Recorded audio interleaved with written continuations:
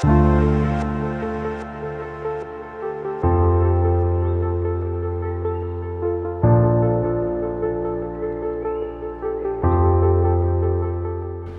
everyone, a very warm welcome from A1 Australia Education Group. I'm Malcolm and I'm the main tutor at A1 Australia Education Group for PTE, NAATI and IELTS as well.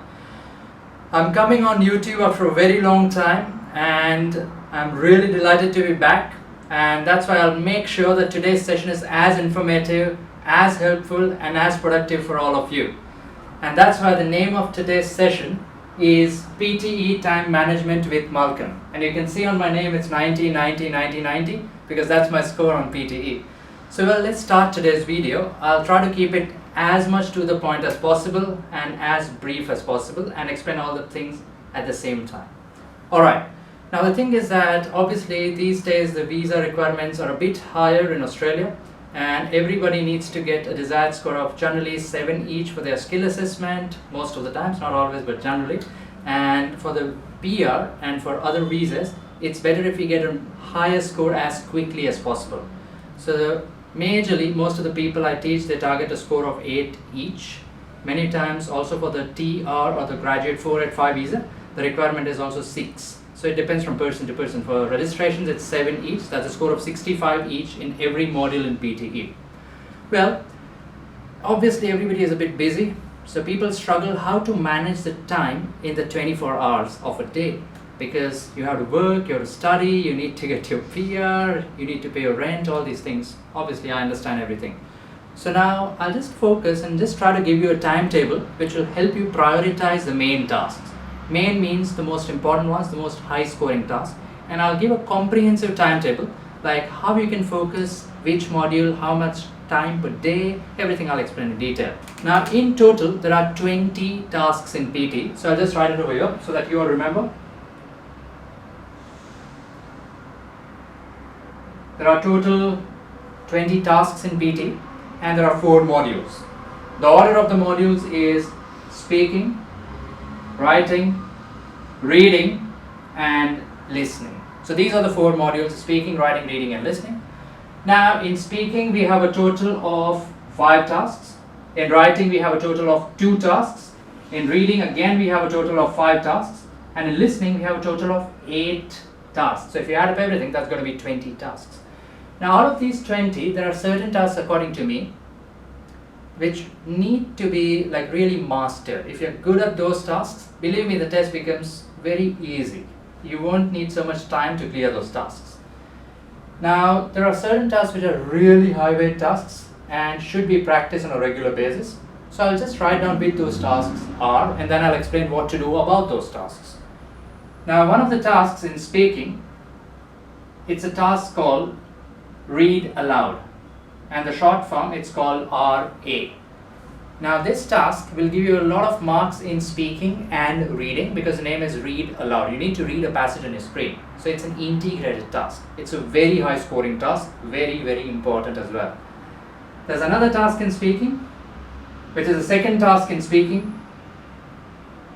It's called RS, and RS stands for repeat sentence.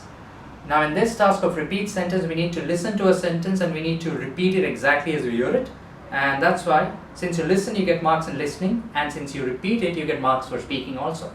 So very important task. The first one, super important for your reading score, and the second task, super important for your listening score. Alright. Now in the reading module, there is a task called fill in the blanks. So the short form is FIBs. And there are 2 types of fill in the blanks in the reading section. The first type are called reading and writing fill in the blanks. And the second ones are called only reading fill in the blanks. Now the first ones are called reading and writing. So you get marks for writing as well. Whereas in the second one, you get marks only for reading. But nonetheless, it's a very important task. Alright. Now in listening, which is the last module in the exam, there's a very, very important task which is called WFD. And WFD stands for write from dictation.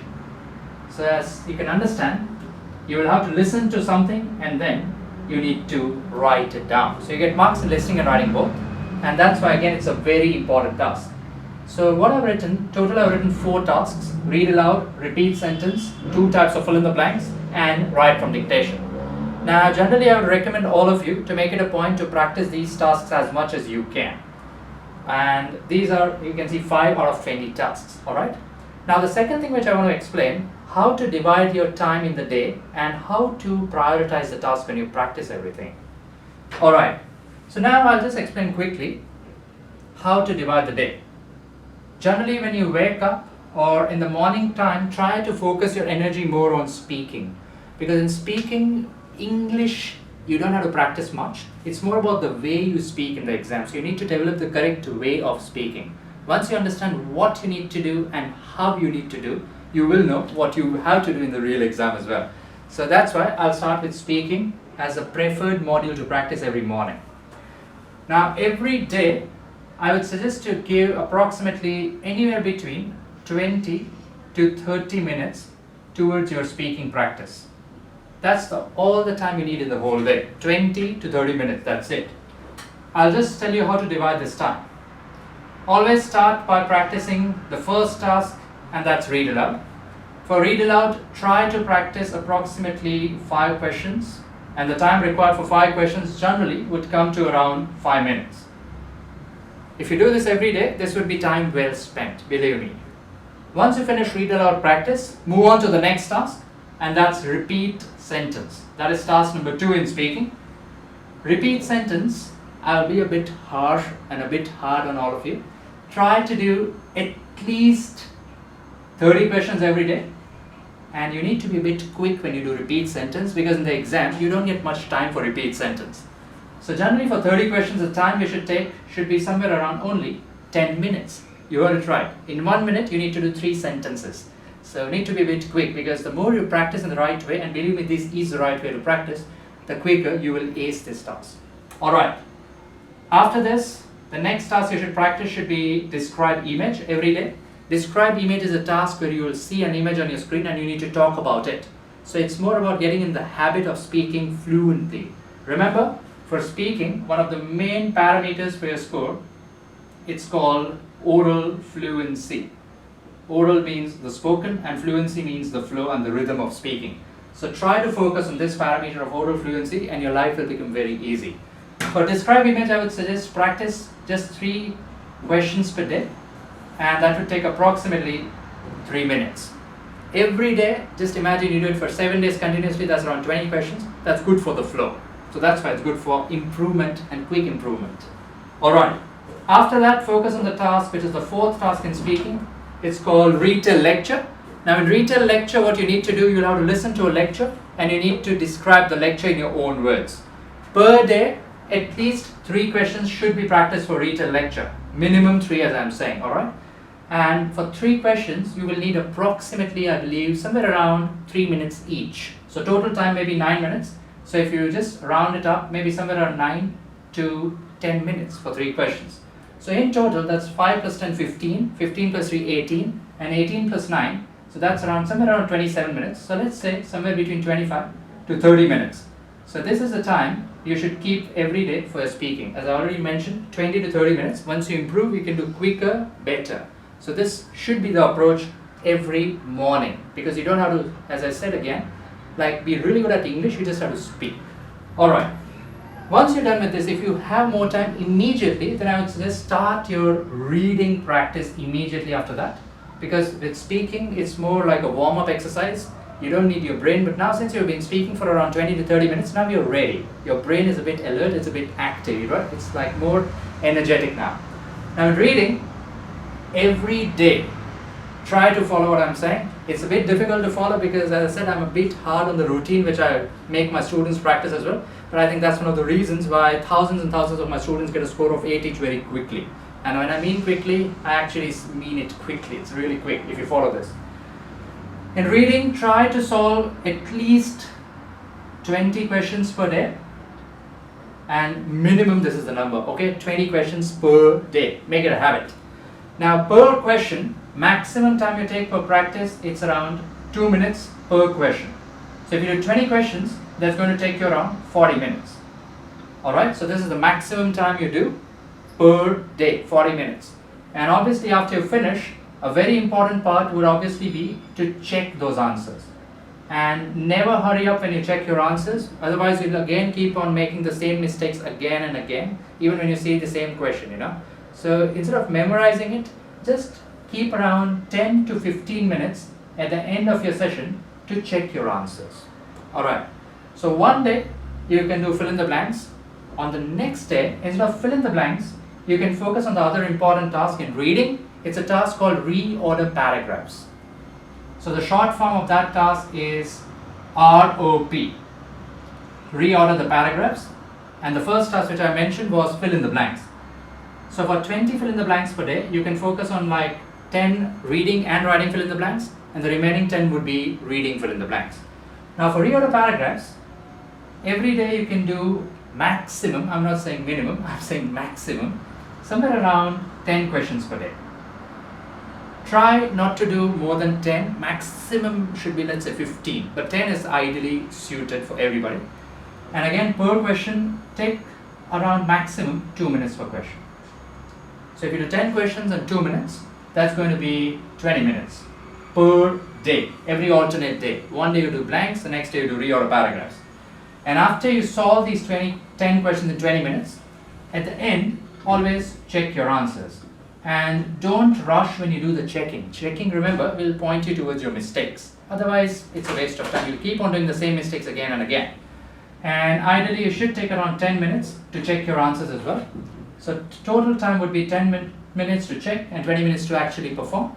So that would be a total of 30 minutes per day. So for reorders, I think 30 minutes every alternate day is enough. And for blanks, it's going to be somewhere around 40 minutes plus, let's say, 10 or 15 minutes. So that's around 50 to 55 minutes per day. So this should be the ideal way to practice. Now, the last task left, which you should do every day without fail, and that should always be listening. Now for listening, always keep the last part of the day to practice listening, or the last thing you're going to practice every day, that should be listening. Because even in the real exam, as I pointed out, listening is the last module. So basically, when you reach listening in the real exam, the brain is a bit exhausted, and it's always better that we simulate things in the same way, you know. As it's going to happen in the exam, we should practice in the same way, and that's why listening should be the last thing we practice.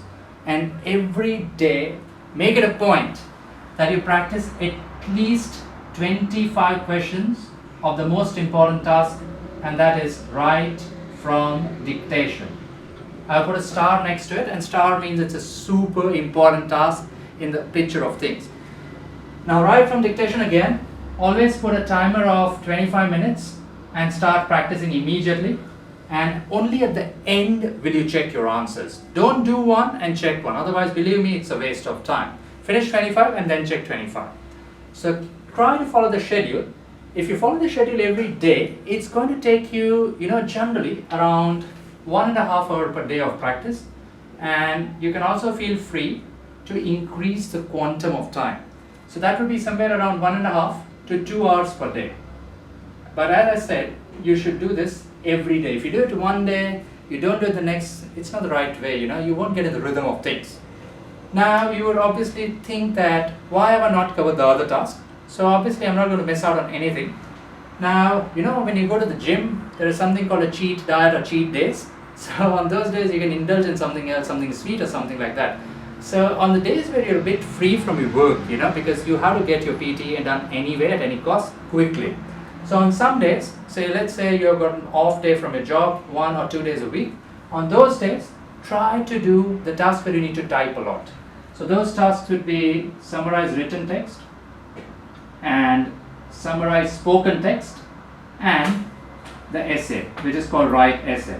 The summarize written text is a task of writing, summarize spoken text is a task of listening, and write essay is a task again of writing. Now for the summaries, in the exam you get a time of 10 minutes per summary, whether it's summarize written text or summarize spoken text is going to be the same time. For both these tasks, so summarize spoken text and written text, put a timer of maximum 7 minutes. That's it. 3 minutes only to check your answer. If you practice this way, in the real exam you'll be in a much better state, believe me. But this is the correct way to practice it. Now for the essay, in the real exam you will get 20 minutes to type somewhere between 200 to 300 words. The minimum is 200, maximum time is 20 minutes. So 200 divided by 20, that's around 10 minutes per word. That should be your typing speed minimum just to reach 200 words. And that's why I say, start practicing with a timer of somewhere around 18 minutes, and every day reduce 1 minute from the timer. Ideal time to finish the essay should be somewhere around 14 minutes. So you've got around 6 more minutes to check your answer. And in all these tasks of writing where you need to type a long answer, remember it's an independent timer. So let's say you finish your essay in 14 minutes and you've got 6 minutes left. Even if you click next, the remaining time is not going to add to the later task. It's not. So that's why just sit, relax and check your answer. Also, there are other tasks which we'll be discussing in my later videos, but I think for the time being, these tasks should be more than enough to practice. And now the good thing is that at One Australia, our A1 Australia Education Group at my company, we also created a prediction file for PTE. Now the prediction file means the questions which are predicted to come in the real exam. That's right. So what all of you can do, if you have some time and if you want to really know the real test questions which keep on coming again and again, just visit our website. It's called oneaustraliagroup.com, and on the website at the right hand top side you will see something called download the prediction file. You can just click on it, you can register, you will get an email as a verification link, and then you just log in. It's a very simple 30-second to 1 minute process, and then you can see all the questions. And the best thing is it's a free file. You don't even pay anything for the file. All these questions will be at your fingertips easily. You can also access it on your phone on the go. So guys, I really hope that this session was productive for all of you, and very soon I'll be coming up with another video of mine. And as I said, we have started coaching classes for NAATI, CCL as well. For NAATI at the moment we are offering offline and online classes. So wherever you are in the world, if you are planning to take NAATI to get 5 extra visa points, or the 5 bonus points as NAATI itself claims them to be, then definitely you know where to come. We are having courses in Punjabi, Hindi and Spanish at the moment. Our teachers are excellent, and at the moment we do have a 100% pass record. Whoever has studied with us for NAATI has cleared the test so far. So we are pretty hopeful that if you join us, you will also clear the exam. For any more queries, you can send us a message on the details which are in the description below, and we'll be more than happy to answer your queries. So till the next video, take care and think PTE, and always keep on practicing. Practice is the key to quick success. I'll see you guys soon. My name is Malcolm. Thank you.